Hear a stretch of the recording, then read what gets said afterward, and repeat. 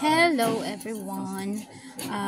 Napanood ko lang po sa sa Reels. Try ko kasi never ko na-experience maggulay ng balat ng watermelon. So sinubukan ko. So ayan, binalatan ko muna yung watermelon. Maliit na watermelon yung binili ko para hindi sobrang dami dahil walang kakain dun sa gulay. So, trinay ko, binalatan ko muna. Ayan, hiniwa ko. Tinanggal ko yung kulay red. Yung mismong kinakain natin. So, after nyan,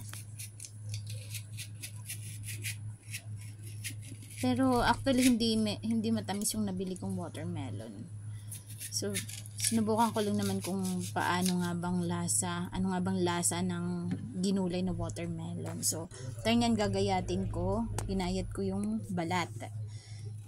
So, yung balat, para rin siyang yung kasing siya mas matigas lang siya sa upo.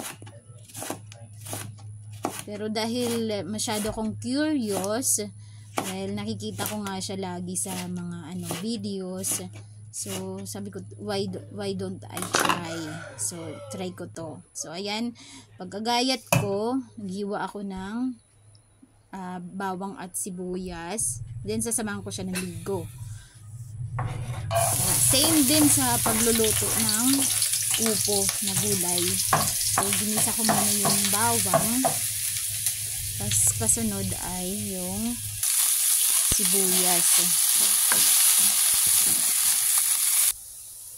Then saka ko igigisa ngayon yung sardinas.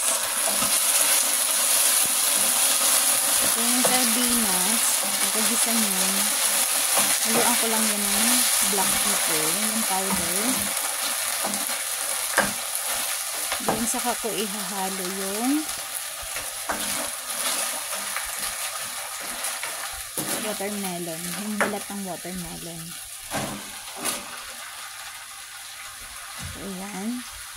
Papakuluan mo lang siya until na lumambot. So, ayan na siya. Ayan na itsura niya. So, pagkaluto niyan, pinakita ko sa mga anak ko. Sabi ko, balat ng watermelon yan. Actually, dinid man nila. Ang